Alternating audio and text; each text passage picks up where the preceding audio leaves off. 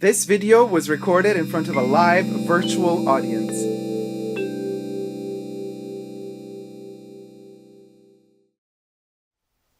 Hi everybody, Dacob here. Welcome back to the Fragrant Bunker, my YouTube channel dedicated to perfumes. We are reviewing Louis Vuitton Étoile Filante, or the Flying Stars, or what's it called? Girl, Shooting Star. The Shooting Star perfume. I got a sample here of Étoile Filante, or Filante. I don't know how to pronounce it, but yeah, it's there. Written in silver.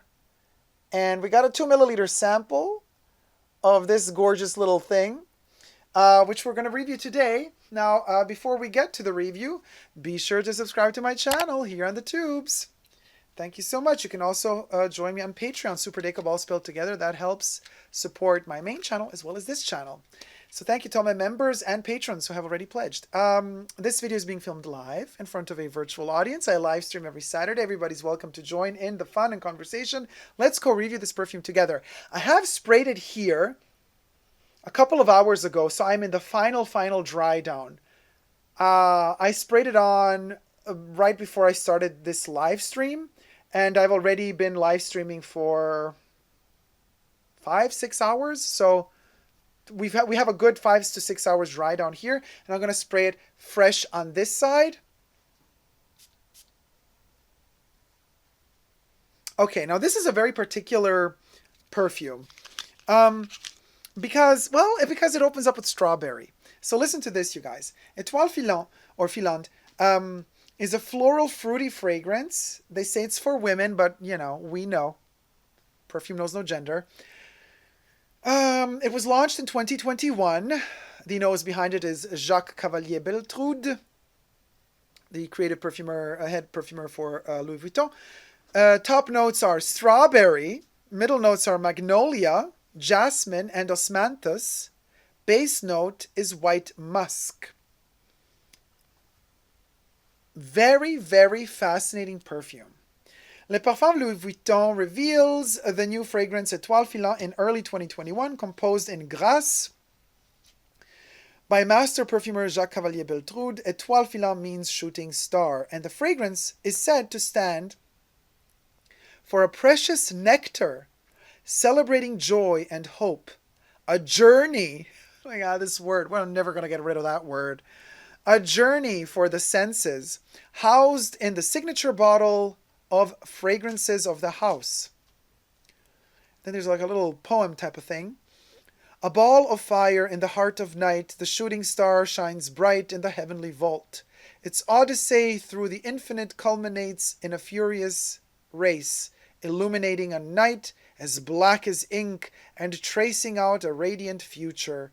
One that brings people together, a dancing star that dazzles, a metaphor for a borderless journey that connects one with oneself as much as others. A shooting star that signifies joy and happiness is chosen as a symbol of hope and the realization of dreams. To evoke that dash of joy, turn it into a perfume and allow it to radiate on the skin. Jacques Cavalier-Beltrude chose osmanthus, the flower prized in the Far East, which the perfumer has adored since childhood. So yes, this is the classic bottle. This is how the bottle looks like of Étoile Filante. So we are used to these classic Louis Vuitton bottles that are spray bottles, even though they look like splash bottles, but they're spray bottles. We are used to them since 2016, since Louis Vuitton introduced their perfume range. Now, okay, this is marmalade strawberry. Like, it doesn't smell like fresh strawberries. Which I actually have some. Maybe I could nibble on one while I'm smelling this. I just have to stretch my arm to get it, maybe. This doesn't smell like fresh strawberries. This smells like strawberry marmalade without the sugar.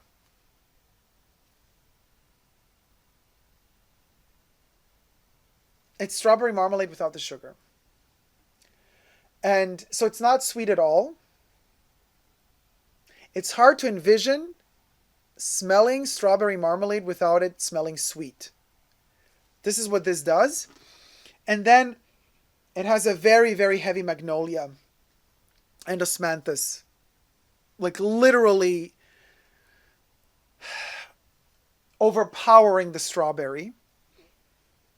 And then the jasmine is what connects the musk.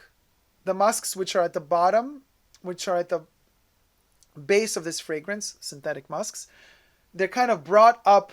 The jasmine kind of extracts that musk and brings it up to the center of the fragrance, together with the osmanthus and the magnolia. And then you got that strawberry dangling on the top. It's a very simple construction, but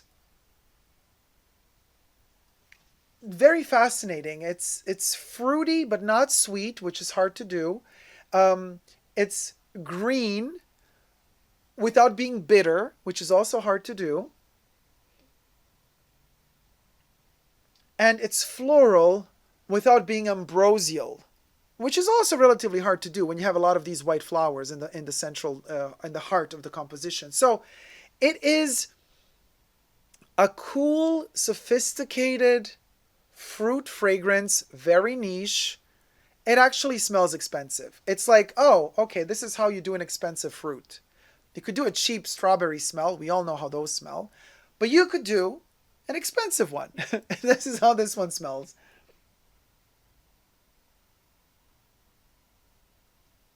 Jesus says, so it smells like GMO non-sweet strawberries in a way. It's okay. Silala says, is it sticky sweet? It is not sticky at all. It is not sweet at all. It is not tart at all. Yeah, Silala says, oh wow, I can't imagine that. Yeah, a strawberry marmalade or strawberry jam not smelling sweet is a brain fart. Like, how can you do it? You can. There's something cold about it, and obviously it's really beautiful because as you inhale the perfume, you get that smell of the osmanthus and the magnolia and the jasmine. But then as you're inhaling it, somewhere towards the end of your inhalation, the strawberry pops. The marmalade-y aspect, non-sweet, of the strawberry pops in. It's there. And then the musk, of course, warms it all up. Now, this is the fresh opening. Here we got the dry down.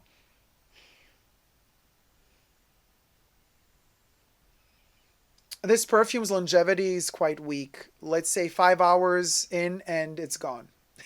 So 5 to 6 hours and then the perfume is gone. The dry down is very delicate. It's a delicate musk. It keeps refreshing itself though, which is fascinating to me because throughout the hours as I was wearing it, it kept giving me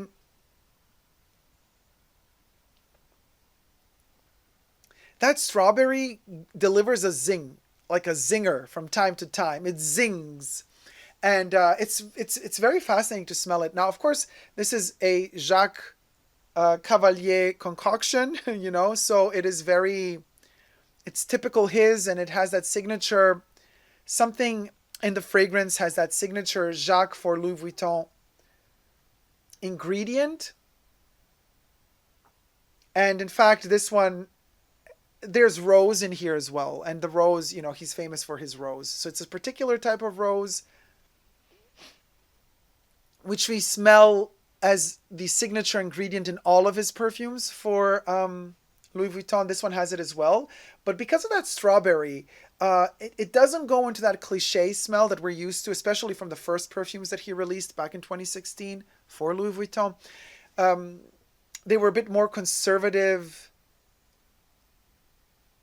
kind of like a cliche of a niche conservative fragrance. This one isn't. This one has, it has that at the core. We smell out that typical Cavalier for Louis smell, which it's a hit or miss. For me, it's usually a miss.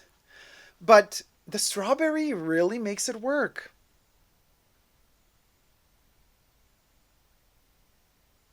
Jesus says it smells similar. It sounds like it would smell similar to Madame by Gautier. I had Madame, the eau de toilette. It was different. Madame was different. Um, Now this one, because usually with Magnolia, Magnolia has a quality to it. It often smells of shampoo and like beauty products that you would use on your hair or on your body, like either um, a bath gel, a shower gel, or a shampoo. So it has that body beauty product smell going on in there, which makes it fascinating to me because it feels like you went to a spa. But then it also is combined with the osmanthus, which has a little bit more depth, and then that musk warms it up and kind of bites a little bit. And then the strawberry is always there on the top when that kind of last moment of perception that you have of a smell in your nose as you're inhaling the perfume. And then as it dissipates in your olfactive senses, kind of that last moment of acknowledging the presence of the fragrance is the strawberry. Comes right at the end, and then it's gone again. And then you got to inhale again and pass through all the other ingredients until the strawberry kicks in, and then it's gone again. And then you inhale again, and you get the jasmine, the musk, the osmanthus, and then boom, the strawberry kicks in again, and then it's gone again. It's lovely. It's really really lovely. Magnolia is a fragrance that is a flower that can be annoying to my nose if it's too powerful and if it's constantly present, because Magnolia has kind of a weird acidity to it. There's an acidic component to the smell of Magnolia.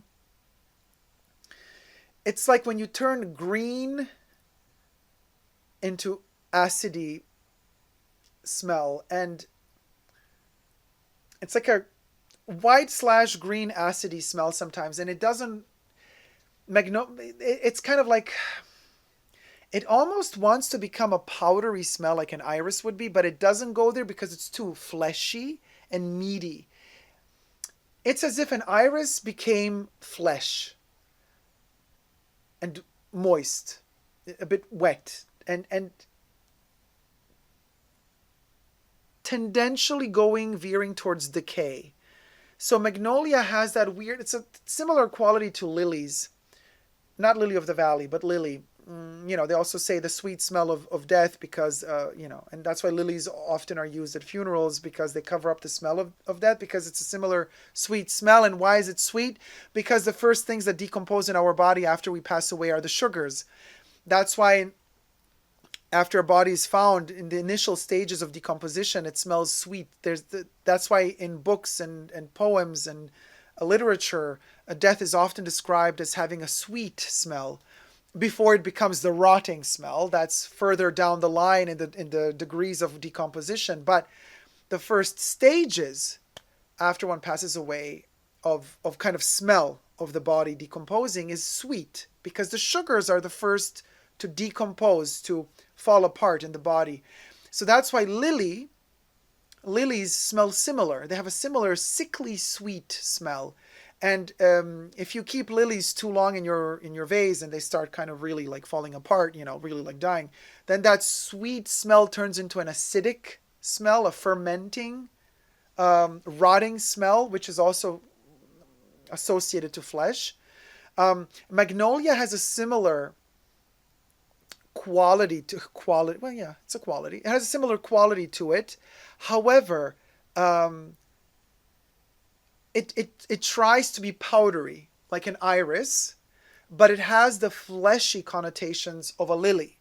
So both of these meshed together create this flower smell that can be annoying sometimes to me. Sometimes I love it and sometimes I don't. And it usually depends on my skin, on how humid it is outside, how hot, cold, or humid.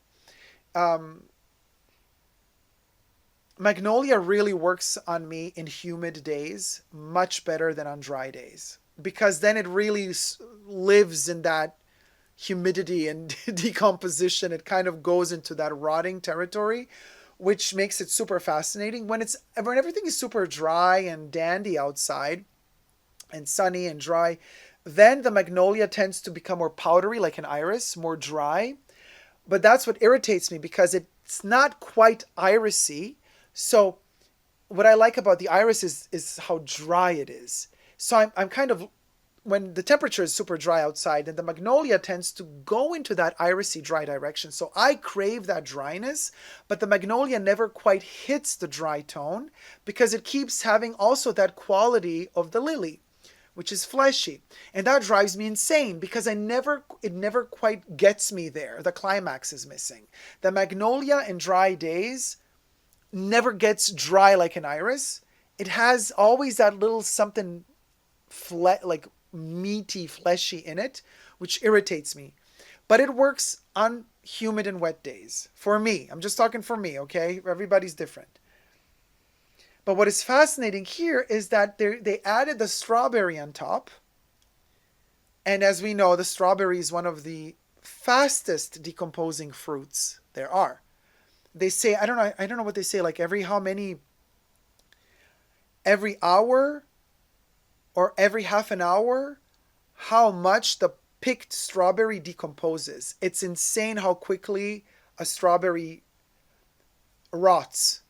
Like 20-30% of it is gone every like half an hour. It's like insane. So so there's that meaty quality of the strawberry added to the magnolia. Very fascinating, you guys. It's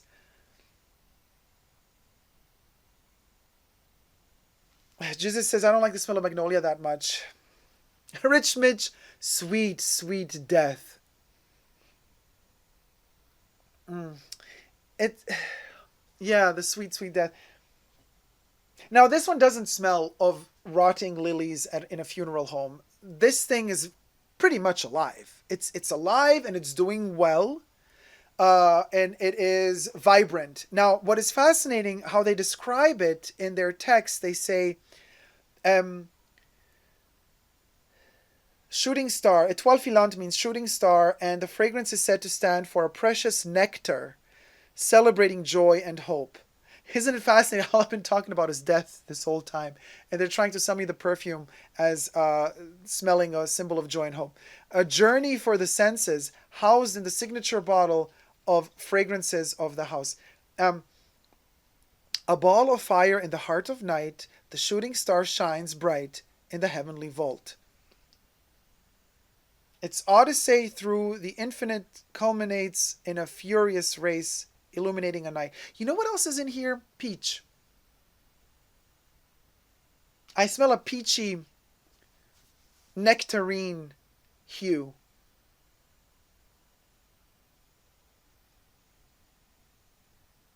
Yeah.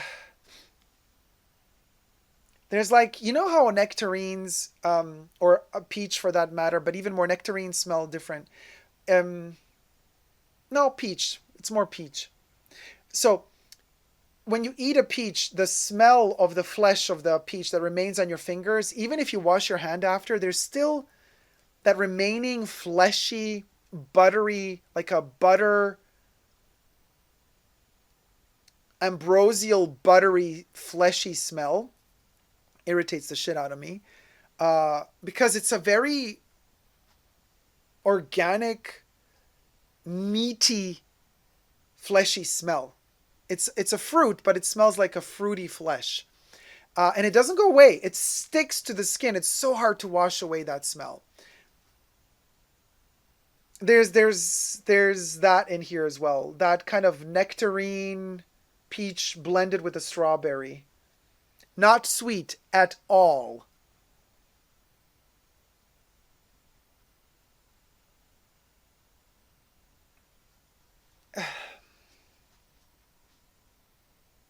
Magda says, I love the smell of strawberry, but it's hard to do well. This sounds great. This is an interesting strawberry. Magda says yes to peach. Jesus says, strawberry always smells artificial in perfumes. I'd like to try this one by Louis Vuitton. Strawberry is always, if you don't smell the natural strawberry, it always smells artificial. But here, because it's not sweet, interesting, interesting. Um, Jen says, like a bright fruit meat, the peach. Yes. Ripe for the picking. It has a simple structure. It's a simple smell, but you smell that the ingredients are good. So it smells chemical. It smells of, body wash. It smells of those kind of spa products or hairstylists products for the hair. And it has that buttery, peachy skin, peach skin with strawberry tone. And a dusty musk, a very dusty musk underneath. Now, we always ask ourselves this question, and it's a niche perfume from Louis Vuitton. It costs a lot of money. Is it worth it? Yeah. I mean, this one has a tendency of annoying me. And so probably not worth it, but I gotta say, I haven't smelled something like this in this constellation ever. Dissecting the individual smells, yeah, I can see where they're coming from. I've smelled this before in its individual ingredients, but together, composed the way this one is composed, I haven't smelled it ever. So it is new to me. So I can see myself craving it from time to time. However, this one is really, really beautiful when it's distant.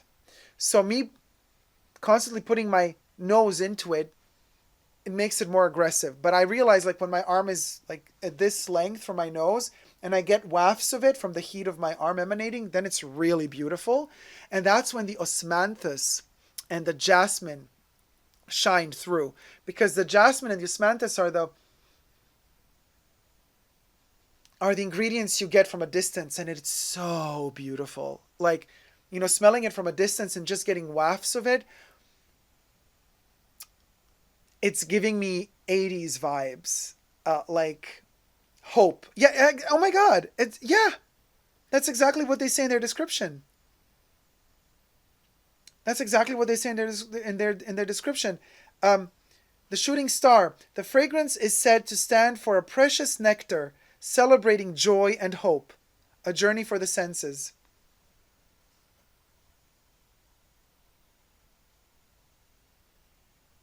Yeah, you need a distance. You need that arm's length distance and get just wafts of it, and that travel, that journey that the perfume makes from the skin where you sprayed it onto to your nose. This trajectory or this amount of space that it travels on its journey on its way to your nose is what allows it to mutate and transform just enough and react to all whatever else is in the room. And then once it hits your nose, it has already evolved into something else, and it's very, very fascinating. You don't get that if you kind of dig your nose into it, because then it doesn't get a chance to bloom as it's kind of heading towards you. And it does smell more aggressive when you kind of put your nose into it, which you shouldn't, obviously. Um, and it's not sweet. Isn't that fascinating? This fruity floral concoction not being sweet. It's good. Doesn't warrant a full bottle purchase for me, but it does feel like, if they gave it to me, I would enjoy it. Um, it just has actually made me wonder, will we see Louis Vuitton Beauty one day?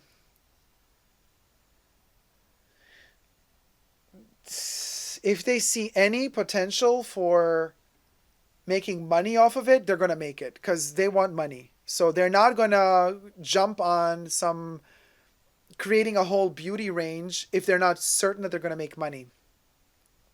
They're not going to jump on it just for the artistic value. No. Stuff like this going into cosmetics, only if they have a certainty that they can make a pretty coin.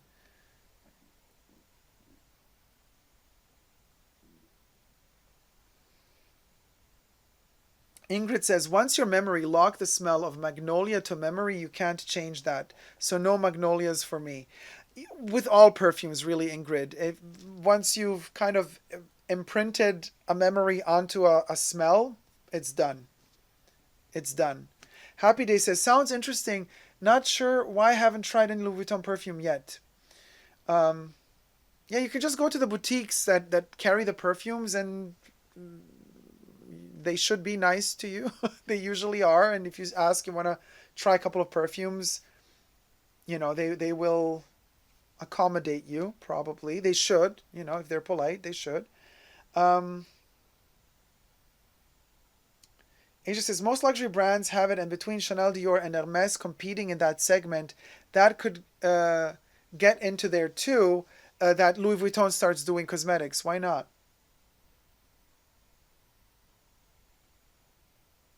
It's a fruity smell. It's a fascinating smell. It's a peachy, meaty smell. And the osmanthus, and as well as the, what's that other thing? I keep forgetting. Oh, thank you for the super chat, Jen. Well, let me pop your cherry. $4.99. Also, do I still have strawberries left? What perfume has always made you feel the happiest? For myself, what perfume Gucci's has always made you Rush. feel the happiest? For myself, it's Gucci's Rush. Okay, let me pop your cherry first.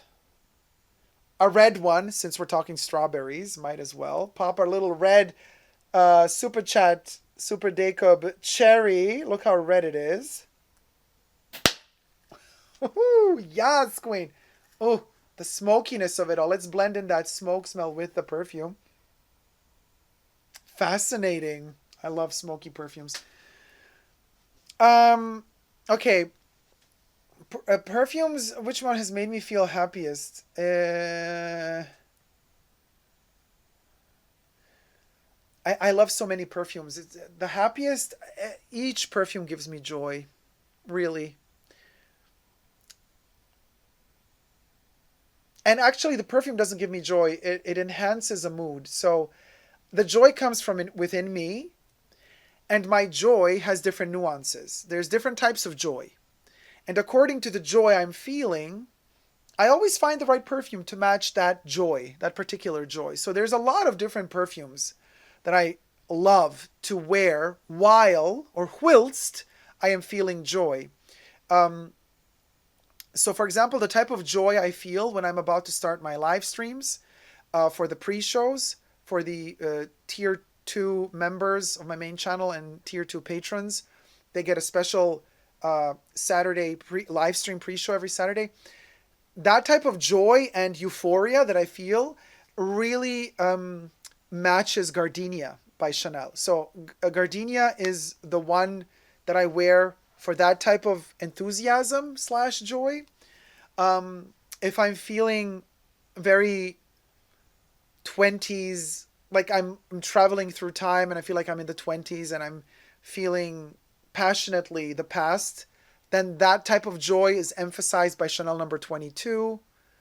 And so on and so on. Every type of different joy has a different perfume for me, really. I'm not the type of person who's going to have just one perfume for one emotion. I hope that kind of answers your question. Ariel says, I dislike anything fruity. Yeah, joy gives me joy. Yeah, Jean Patou's joy. Have you ever smelled Attrape Rêve? Yes, I think I've actually reviewed that one.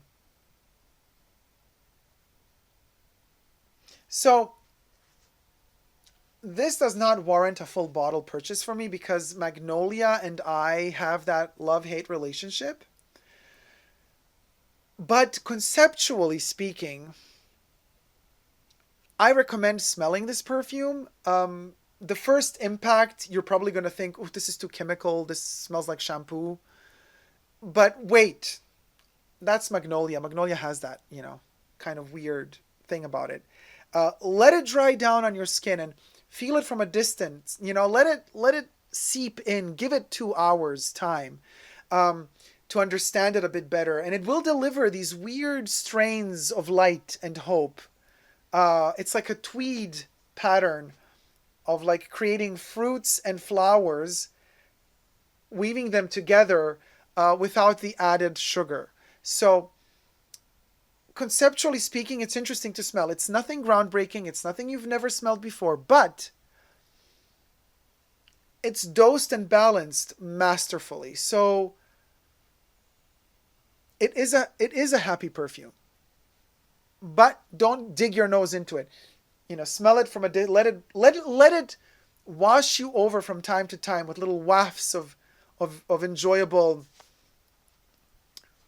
Let it surprise you. Let it come to you when you least expect it. You just go about your day, you do what you're doing, and then from time to time it's gonna pop at you and it's gonna be amazing. So for that, it's worth smelling. But again, as I said, for that amount of money that they're asking you for a 100 ml bottle or 200 ml bottle, even worse. Of course, there's better out there, longer lasting. If you're into longer lasting perfumes, like there's a lot of alternatives to this. This is not a must have. But if you already have a ton of other perfumes and you want something different that is a little bit challenging, because this one is a bit challenging, then it's an interesting little challenge to take. It's an interesting nut to crack. Cracking this one is not so easy. It's not a perfume that is immediately lovable. It takes its good time to unlock itself to you. And I like when a perfume takes its time to make itself truly visible to you, to make its character truly visible to you. It shows me that it actually has character, and even more so in a fragrance like this that has listed so few ingredients, really. Officially, they're listing only 5. I smelled out 6, but 7, but they're listing 5, and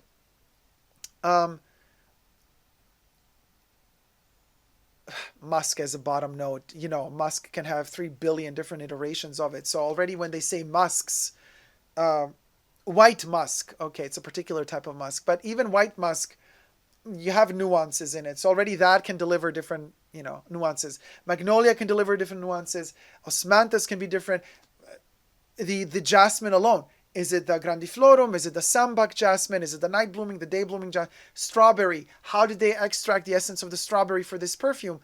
Which chemical process did they use? Like, there's smells and smells and smells. Every ingredient can smell in 1,000 different ways. So the ingredients that they chose to create this smell, this final smell, are interesting and they are challenging, but in the best of ways. It doesn't smell cheap, It doesn't smell of headache inducing because the ingredients are sloppy. Masterfully blended.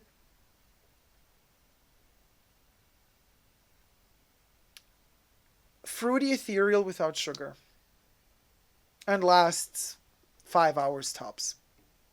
Unless you don't overspray, which I don't recommend, because otherwise the fleshy aspect of it might become really heavy, The fleshy, fruity aspect might become heavy. Jesus says, perfume notes are not ingredients. They can smell drastically different than what you think they smell like. Perfume notes are not ingredients. Yes, perfume notes are not ingredients. Exactly. They can smell completely drastically different than what you think they smell like. And also, also the ingredients themselves, did I say ingredients or notes?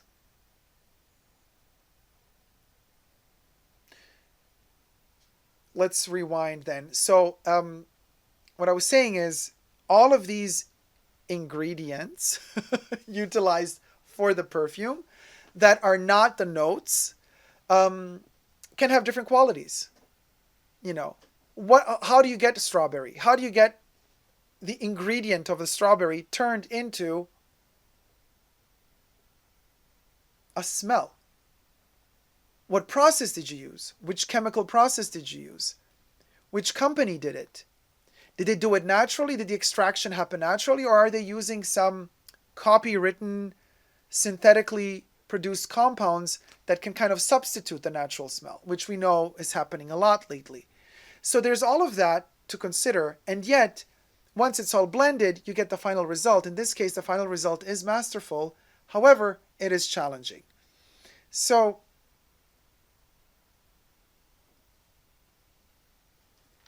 it's worth a smell, but it can become annoying long term.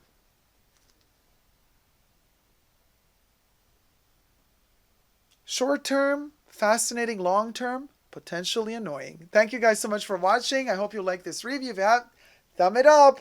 Let me know what you think about this perfume in the comment section down below. Are you getting it? Do you already have it? If you have it, what do you think about it? Is it worth the money? Until next time, never forget to never give up on love. Love you all. See you soon. Take care. Bye. Mwah.